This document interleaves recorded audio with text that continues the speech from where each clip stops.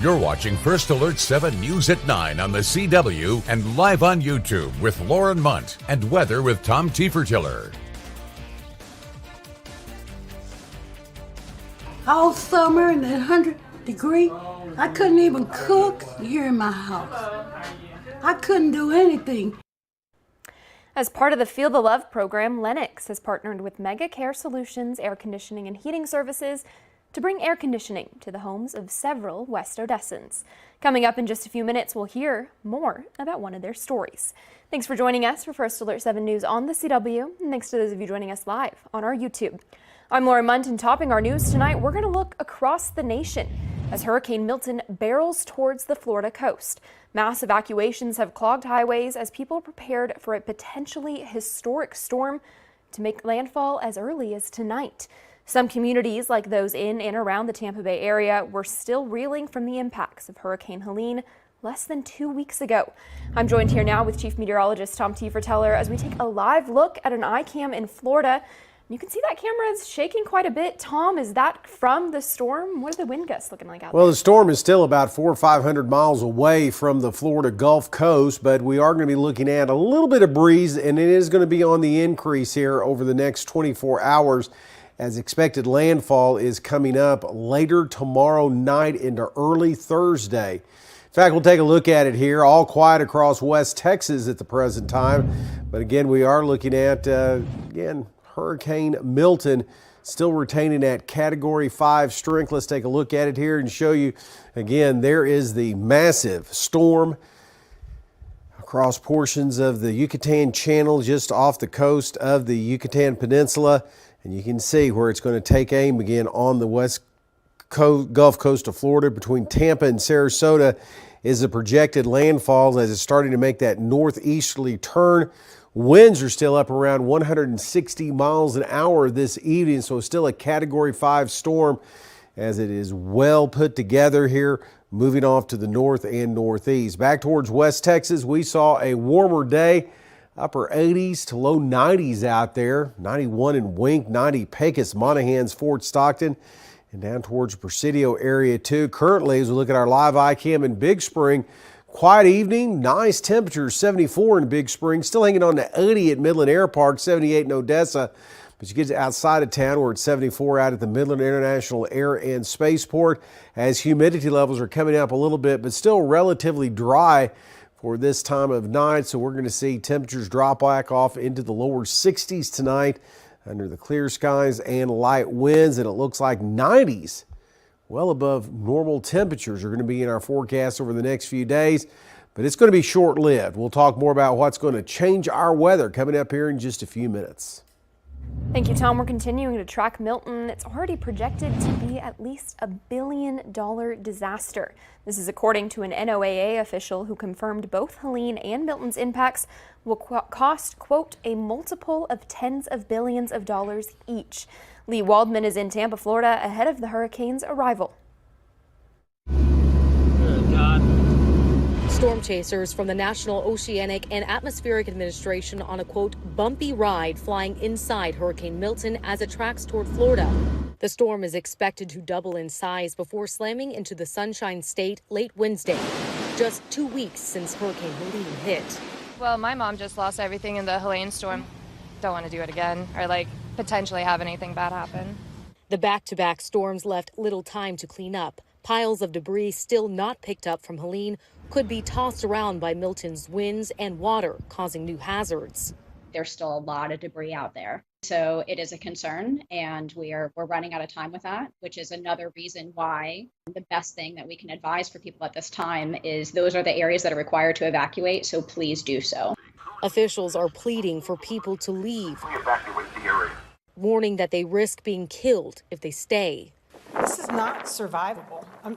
I just want to tell you, if you think you're going to be able to stay out there and protect your property, it's not going to happen. The storm's eye and eye wall could come ashore in the Tampa area and unleash record storm surge, potentially becoming the worst storm to hit the city in over 100 years. If you're going to get out now.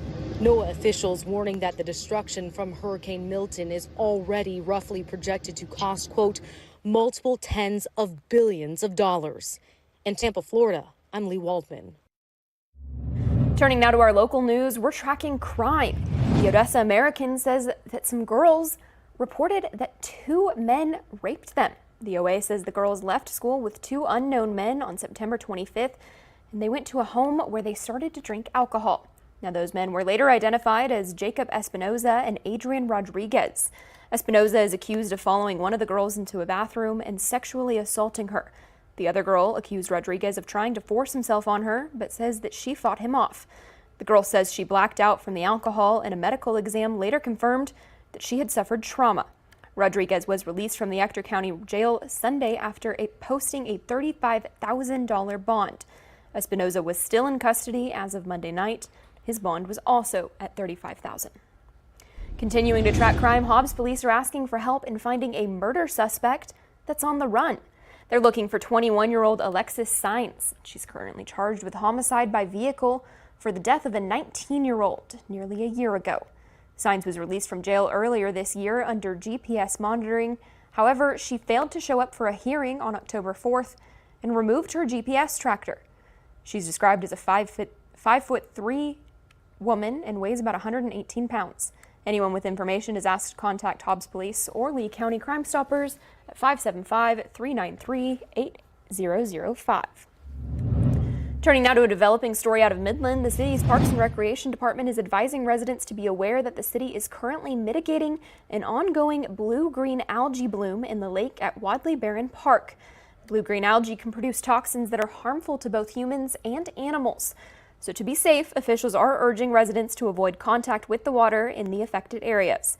This means no swimming or wading. Keep your pets away and do not fish in the contaminated water either, as they say the toxins can accumulate in fish tissue.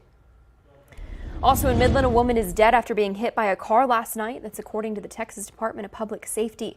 Just before 8 o'clock, 66-year-old Bonnie Lou Livingston was crossing County Road 135 when she was hit by a pickup truck.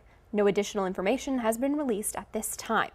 We're going to turn to your education news now. A parent empowerment movement was held today to bring together parents from public, private, and homeschool backgrounds.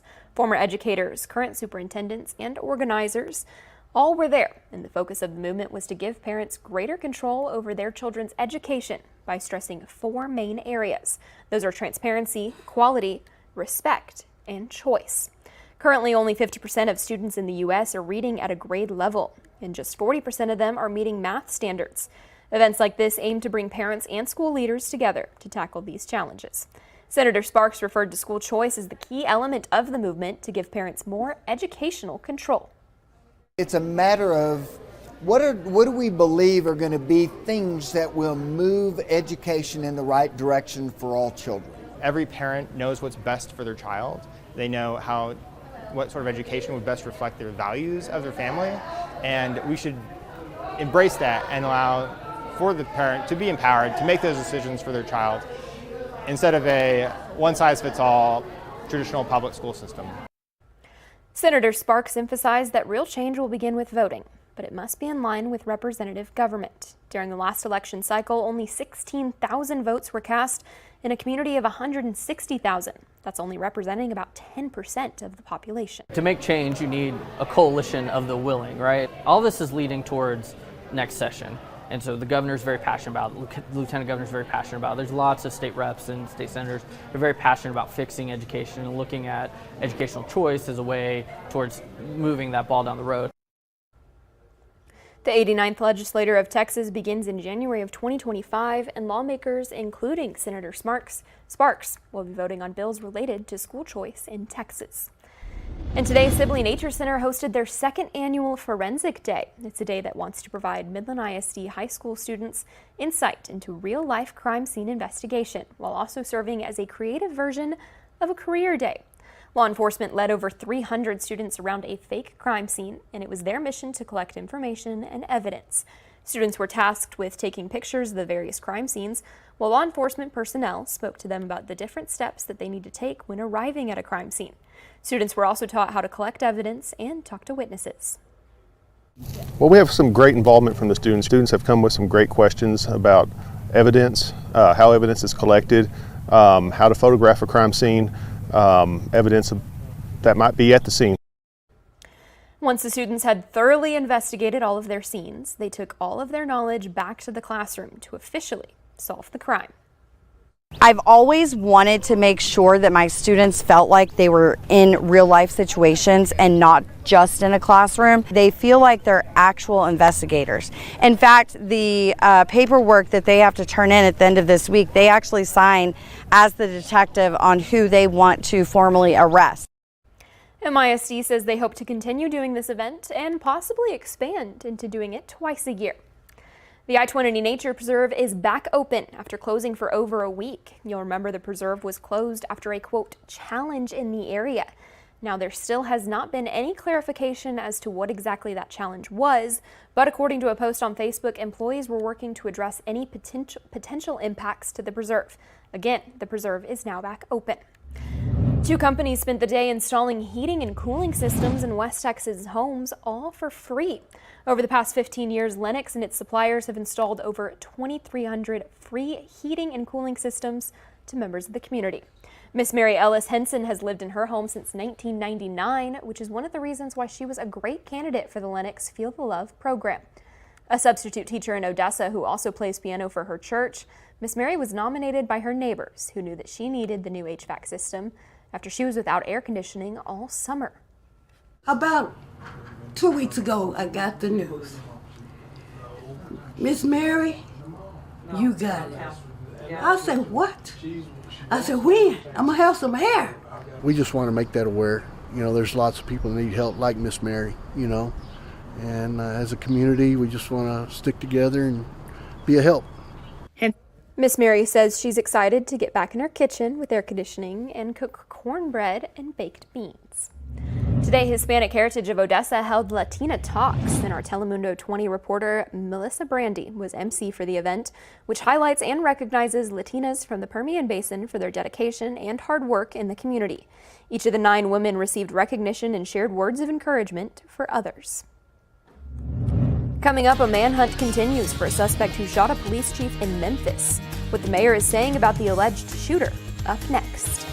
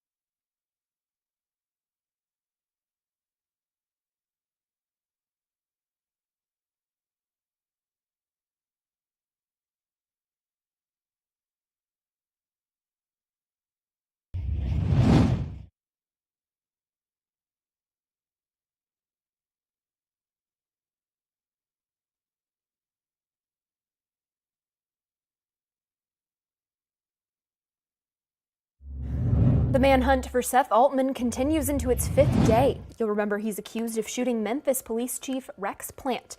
Our sister station in Amarillo, KFDA, spoke with Memphis Mayor Joe Davis, who says he's known Seth Altman for 30 years.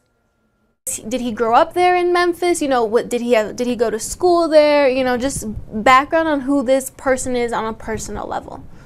Well, I've been in Memphis for 38 years, and I've known the family, the Altman family, and cousins and relatives and all that for that 38 years. And Seth is only 33, so basically I've known him his whole life. It's really a local tragedy on many fronts because I think he'd had some other issues, and he hasn't been around Memphis, I think, maybe for the last 6 months or so.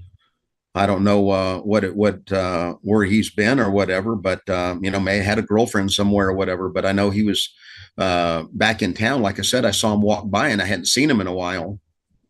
If you spot him, like you would anybody that's maybe on the run, you better call authorities first and make sure they know, and that you don't try to intervene because you've known the young man for a long time. You may think that everything's fine, but and hopefully it would be, but you just don't want to take that chance at this point for you or him.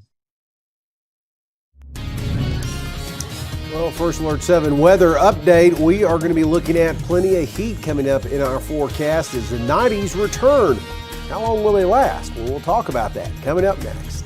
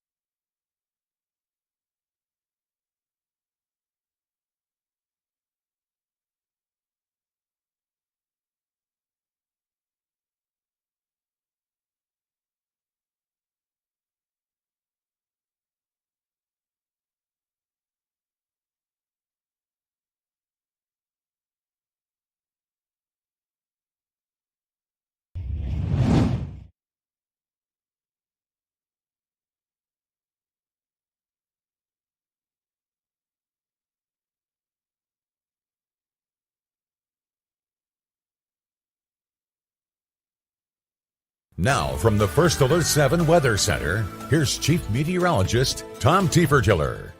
Well, let's take a look at the weather makers here and show you what we're talking about in the way of heat. Now, a big ridge of high pressure has been controlling things, I think the last month, really providing us with pretty quiet weather. Well, that is set up shop across the western U.S. It's caused a lot of heat out towards portions of Arizona. They've been up around 108 plus record heat across Nevada, California. Well, that has kind of weakened a little bit, but it's starting to move off to the east. It's going to strengthen, and it's going to spread into West Texas. And as that happens, we're going to see temperatures shoot back up into the lower to mid 90s, it looks like, for the rest of the week. Other than that, not much going on across the state. Really cloud-free day, except across portions of the Davis Mountains, west into the Marfa Plateau, and up into the Sacramentos. That's as close as the showers got up there in New Mexico, as most areas of the state were dry and kind of hot. We were all the way up to 96 in Del Rio and San Antonio. Hot spot in the state, Corpus Christi, up to 97 degrees this afternoon. So not too bad out here in West Texas, especially the Permian Basin, Middle International Air and Spaceport. 88 degrees. Taking a look at that future cast. Not a lot happening in the skies overnight tonight, and they'll stay that way into Wednesday afternoon. We'll see some clouds develop across the Davis Mountains, Guadalupe's, kind of like what we saw today up towards the Sacramentos, but not looking for any showers, and it looks like this will be the trend all the way through Thursday, as we're expecting things to be relatively quiet. So for the rest of tonight, lower 60s on the way to near 60 under clear skies and light winds. Here come the 90s tomorrow. Across most areas of West Texas except the mountain areas and the Marfa Plateau looks like a hint milder there.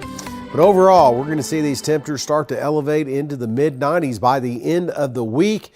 And that's going to start off the weekend, and for the most part, a hot weekend, really. We don't see the effects of that front till late on Sunday. And that's going to cool things off back to more seasonable weather for Columbus Day, Indigenous Peoples Day coming up on Monday and into Tuesday. And then we'll get another surge of cooler air, making it feel a little more like fall. Looks like the middle part of next week.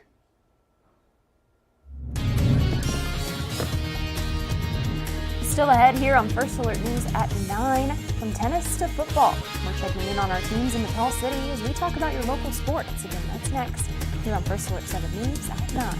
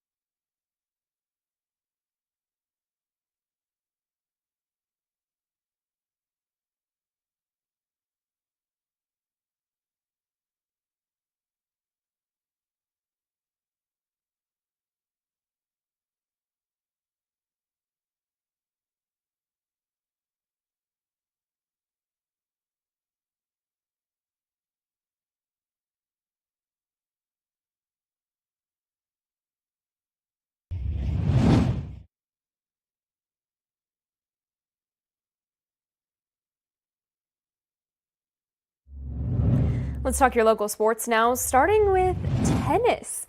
Today, some of our high school teams competed in UIL team tennis, and the Legacy Rebels came out on top. Take a look.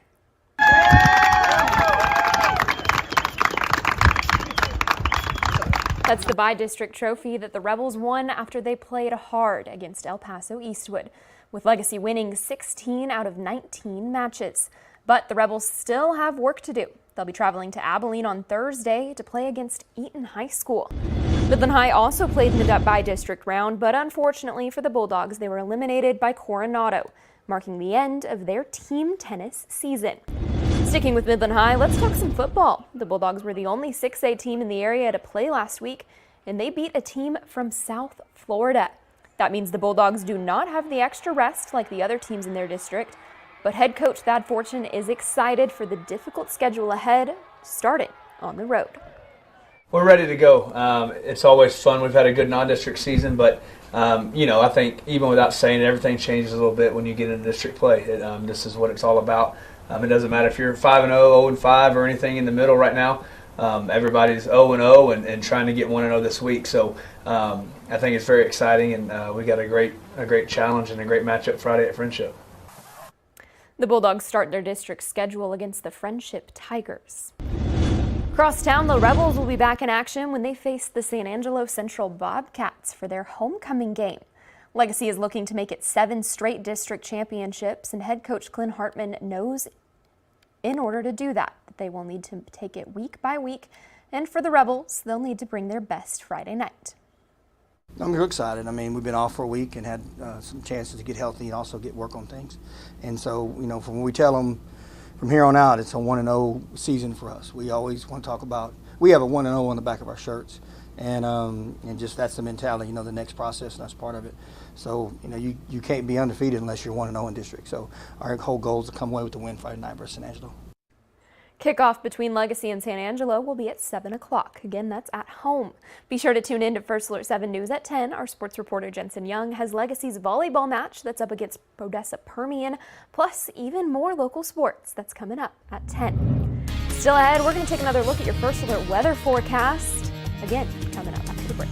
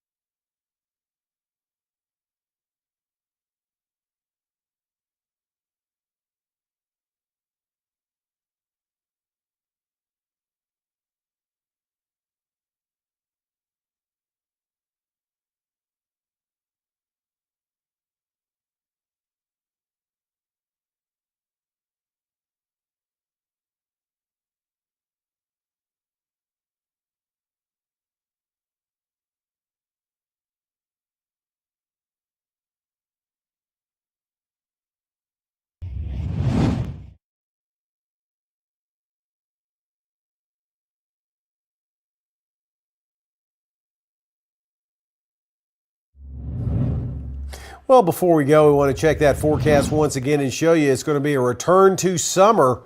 Look at those temperatures into the low to mid 90s all the way through the weekend, really, before we see the next cool front arrive. It's going to knock us back down to more seasonable temperatures, but later next week, another surge of cool air is going to roll in. This is going to have some so we'll see highs in the 70s, nighttime lows near 50, maybe the upper 40s. It's too hot, Tom. Yeah, but we've got to get through all this mess. But help is on the way. So close. Yeah, so close. It's just, I'm ready for fall. Oh, everybody is. All right, thanks for joining us for First Alert 7 News at 9 on the CW. We've got more news coming up tonight at 10.